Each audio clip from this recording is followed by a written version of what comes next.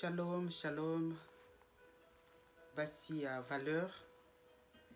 Toye lisusu lelo. Les femmes de valeur. Les femmes que Dieu lui-même s'est choisi. Basi à lokumo.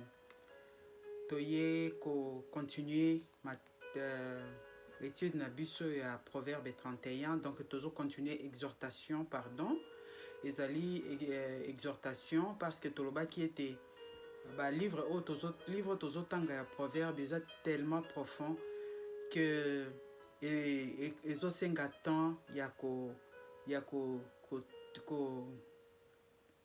partager yango penza malamu, donc temps penza ya ko décortiquer yango, mais biso tozo leka luka tozo leka na ba média awa tozo que loberango penza na profondeur te tozo sala mo exhortation pour na kopesa biso gu wana, kopesa biso posa wana ya koyeba kosala ya kokende kosala étude wana biso moko, et puis komeka mpe kotanga ba passage biblique oyo topesaka po tomeka mpe comprendre de quoi il s'agit, et puis ndenge tolobaka kaka que tant tozokende ko méditer parole de Dieu, le Saint-Esprit est là pour nous aider à nous approfondir dans na kati ya ba makambo oyo tozotanga. Donc lelo susu toyeko continuer mukanda na biso ya Proverbe 31. Vraiment que Dieu vous bénisse pour na ba o nyonso bazokende na kotanga ba passage o na yebi ete ba o nyonso bazokende kotanga Proverbe 31 pe na ba o basi batanga bandeko na kolobaki plus que totanga parole de Dieu au fur et à mesure tozotanga ngo tozokende vraiment kota na kati na profondeur na nzambe, puis tozozwa oyo tozobenga révélation, parce que la révélation c'est la parole de Dieu. Et ngape personnellement nazokende komi nourrir lisusu parce que za ba livre totanga ka mikolo nyonso totanga ba passage na mikolo nyonso, mais chaque fois quand vous lisez, quand je lis et je médite encore, nazo kende ko kundola makamususu ya sika, le Seigneur par son Esprit Saint azo kendaka na ko nourrir ngai. Donc nazo partager kaka na binote, moi aussi je me partage aussi à moi-même. Ngamoko pe ezo pesa ngai makasi pe ezo kende ko pesa ngai ko kolisa kondi malanga. Lelo tozo continuer na verset o elandi. Lelo tozo tanga na 16 balobi na biso, elle pense à un champ et elle l'acquiert du fruit de son entraille, du fruit de son travail, elle plante une vigne. Vraiment na komisi nzambe mingi ko tanga partie oyo, passage oyo balobi na biso, elle acquiert. Elle pense à un champ et elle l'acquiert. Du fruit de son travail, elle plante une vigne. Balobi na biso, moi si oyo tolobelaki, parce que lelo nazongi na osala récapitulatif te, vu tant na biso, balobi na biso te moi si oyo tant azokanisa na champ pe azokoma s'acquérir. Donc s'acquérir ezali kokoma propriétaire, donc kokoma na lingala balobi kokoma mukolo nango. Donc dès qu'il y a kanisi akomi mukolo nango, na sens nini, ce n'est pas seulement a kanisi et yemba moko komi ya yi, akanisi bilanga moko boye et komi ya yi te, akanisi elanga. Elle pense à kei kosala pe musala pona kokoma propriétaire ya eloko oyo ye akanisi. Et c'est pas ça kinga makasi. Et c'est pas ça kinga makasi comme que pour les enfants de Dieu, comme toloba ki ke a tozo parler sur l'église, de la relation qui a entre Jésus-Christ et son église. Moi si oyo tozo tanga awa, moi si topesa ki image ya Jésus-Christ. Yan to bande ko sa relation à moi si na mobali to relation oyo ezali entre église na Yesu Masiya oyo azali époux, église oyo ezali épouse du Christ selon la parole de Dieu. Alors balobi na biso ete moi si oyo akanisaka elanga, tango akanisi mbala moko elanga, akomi pe mukolo nango. Pe du fruit de son travail, donc na mosala na ye. Na mosala na ye azo lona elanga. Donc akanisi nanu, comme on a toujours dit que les enfants de Dieu, la vie commence par une vision. Donc la vie commence par une vision. Donc un enfant de Dieu doit tout d'abord avoir une vision. Azana vision ya kosala makambo, parce que comme on a dit que bapekisa mutute bapekisa mutute pour que kende kokanisa. Donc mutu nyonso il faut akoki kozala na ye na vision. Mutu nyonso akoki kokanisa. Akoki na ye kokanisa pona eloko moko toyebi biso nyonso tangu mutu azokola azana makanisi ndenge akokozala lobi, ndenge akokoma lobi, mutu nyonso azokanisa ndenge nini. Donc la vie commence par une vision. Et puis balobi que tout commence par le spirituel.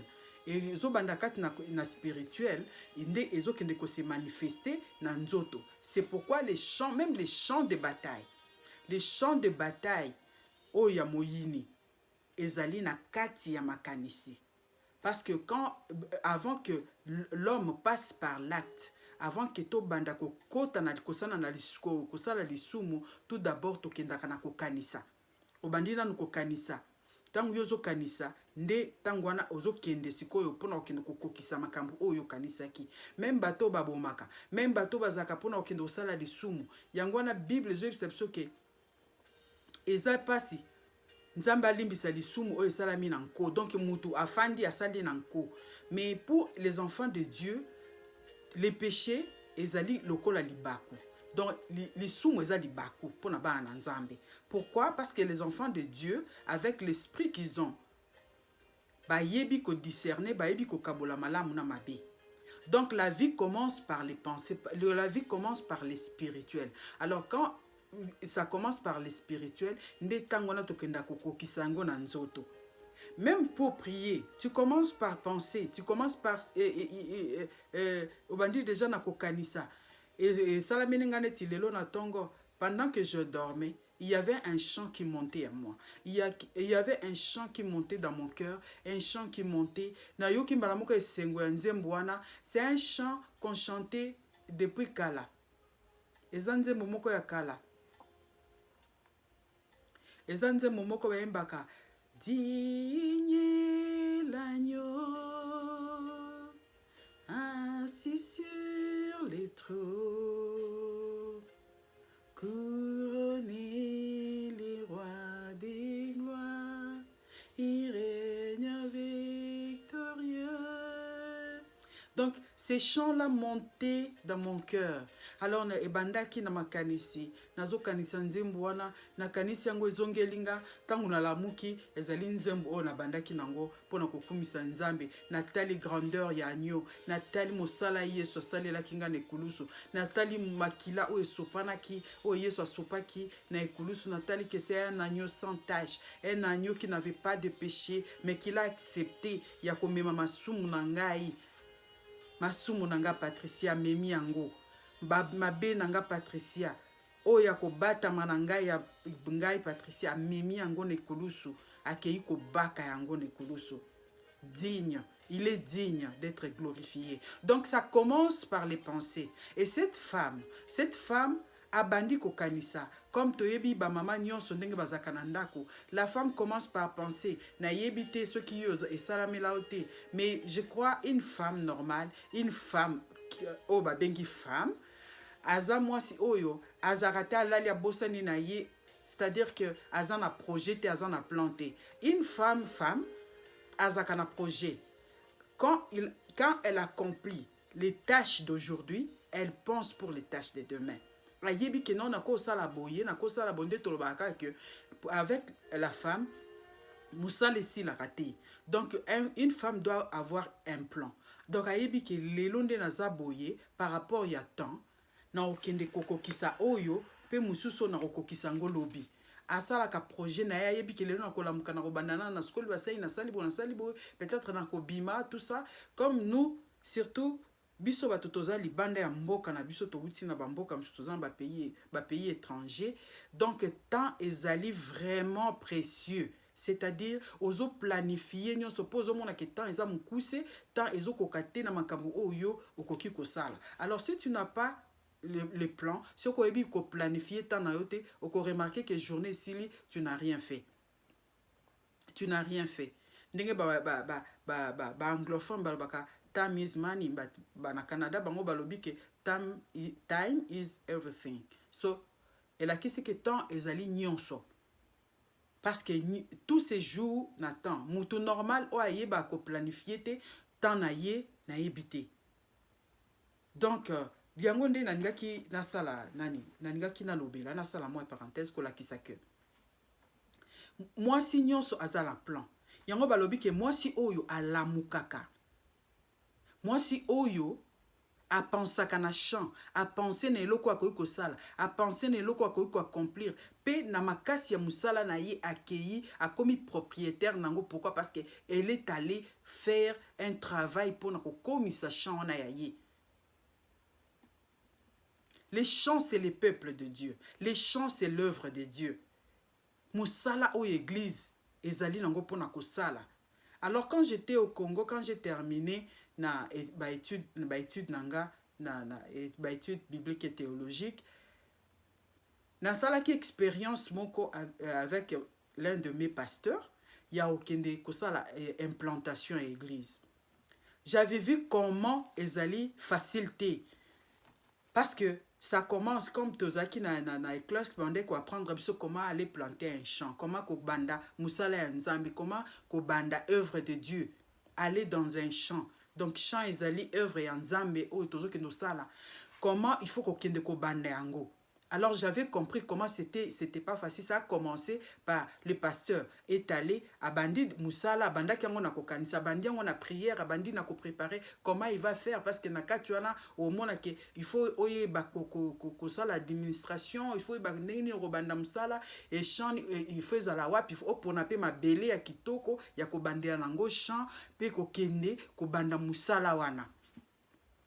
C'est comme ça avec l'œuvre de Dieu. L'Église est appelée. Les chants de Dieu, c'est l'œuvre que le Seigneur t'a donnée. C'est l'œuvre de Dieu. Ok, kosala musala, o pensé kosala musala, ok, ina makasi nyonso. L'Église fait tout ce qu'il peut pour que a komisa chant wana ya ye. Alors les chants, c'est l'œuvre que le Seigneur nous donne. Et l'Église est appelée ya ko travailler makasi. Yakopé Satan na ye. J'ai vu comment les pasteurs wana nazoloba moko, parce que c'est là où je suis allé vraiment. J'ai vu comment on a commencé l'œuvre et j'ai vu comment les pasteurs donnaient de son temps. J'ai vu comment bapande ko déployer batu pour n'okende ko évangéliser, pour n'okende ko sala vraiment musala ko intercéder, ko sala ba nuit de prière, on était là, on priait, on gênait, on allait évangéliser. C'est ça le travail que le Seigneur a donné à l'église. Eza musala oyo église ezali. Eza musala te ke yo koti na champ bato ke ko yiba. Okei ko kota okuti pe champ bato oyo bakendaki basi bakendaki ko travailler, eza ya yo te okei ko s'emparer nango. Ndenge na apprenaki la fois passée ko yoka ke eza na ba église mususu bakomi ko teka ngo. Eza na ba pasteur mususu aza na église na banda une église akei mususu pa ye asombi église wana komi ko travailler kuna. Vraiment. L'œuvre de Dieu. Et comme il lokola musala moko boye, ya kosala nango baje, betozo bosanake. Quand on parle du chant, on voit l'œuvre de Dieu, on voit les âmes.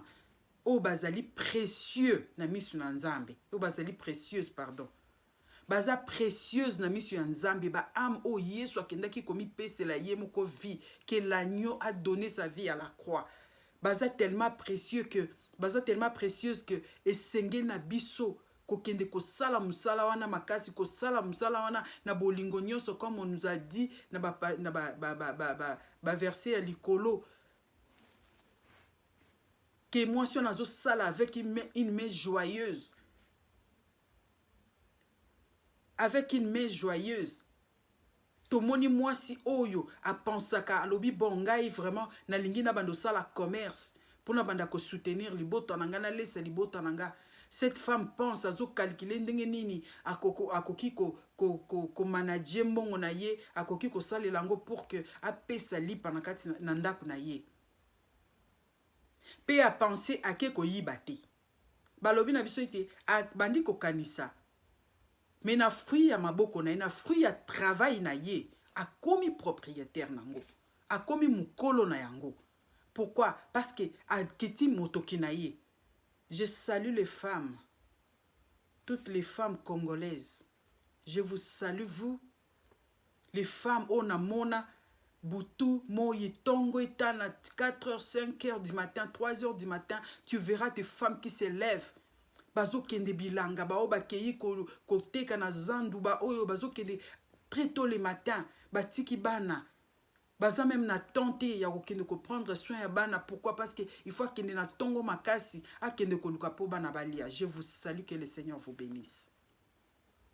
Ces femmes là honnêtement o bazo passer temps na bango pour na kende ko luka pour na mabota na bango balia d'une manière honnête.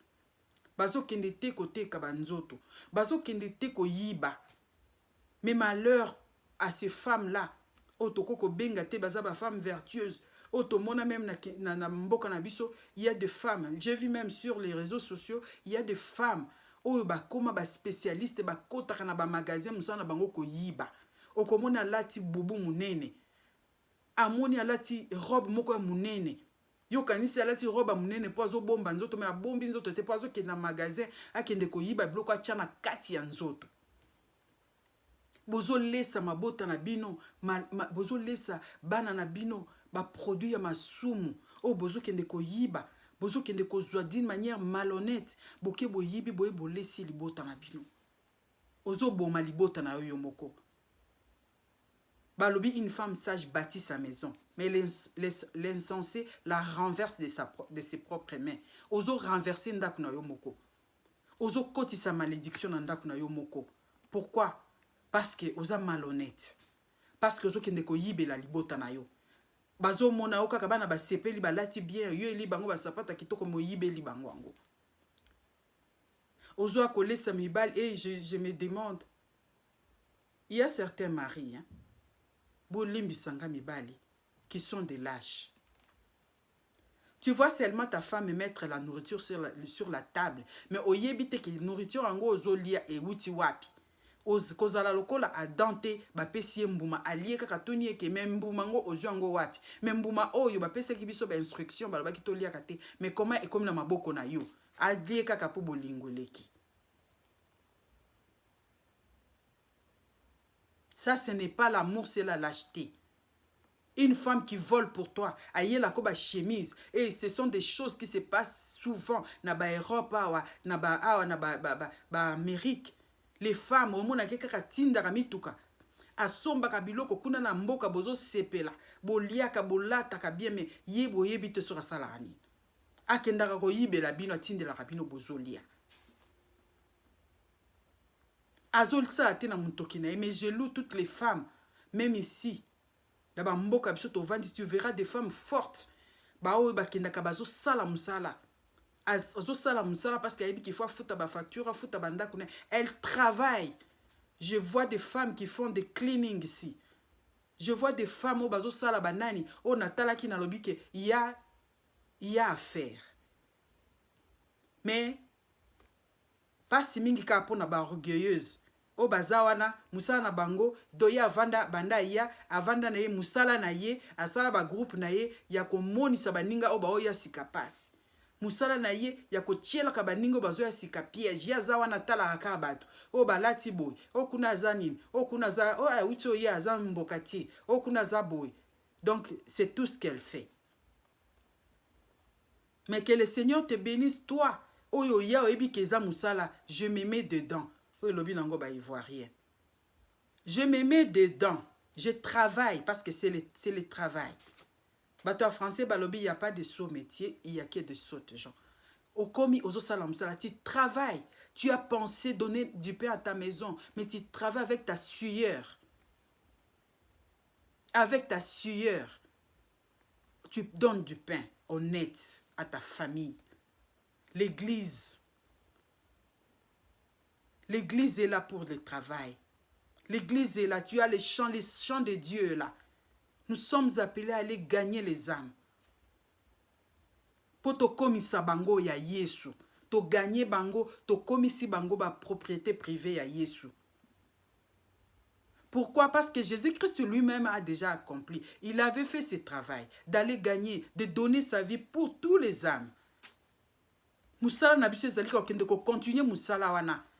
Ya okende ko continuer moussala wana, ce travail là pour donner, pour remettre à Jésus-Christ tous ces âmes là qui sont allées en dehors, qui sont allées dehors des brebis là perdues. Toke kozwa bango na shikati tokotisi bango dans les champs de Dieu pour que ba tokomisa bango ya Yesu ye moko.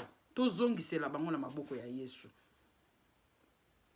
Merci Seigneur. Merci Seigneur pour ce temps que tu nous donnes. Donne-nous Seigneur notre Dieu à travailler d'une main forte. Donne-nous Seigneur de Tout-Puissant à penser Seigneur et à aller travailler pour toi. Seigneur notre Dieu, il y a des âmes qui ont besoin de toi. Il y a des âmes qui soupirent, Seigneur de Tout-Puissant, dans les mondes éternels, qui ont besoin de toi, Seigneur notre Dieu. Donne-nous, Seigneur de Tout-Puissant, qu'à chaque fois nous pensons à évangéliser, à chaque fois nous pensons, Seigneur, faire, mon Dieu, quelque chose pour ta gloire, que nous allions et que nous, Seigneur Dieu Tout-Puissant, que nous travaillons avec une main forte afin que, Seigneur Dieu des armées, tout ce que les fruits, Seigneur, que nous allons gagner, Seigneur, que ces fruits soient pour toi, éternel notre Dieu. Yahweh, merci. Merci, mon Dieu, parce que nous sommes là pour porter des fruits et des fruits qui demeurent. Que la gloire te revienne, que l'honneur revienne à toi, Seigneur de Tout-Puissant, l'époux. Et nous, qui sommes ton épouse, nous avons besoin de toi. Au nom de Jésus, nous avons ainsi prié. Amen. Que le Seigneur vous bénisse. Partagez les vidéos.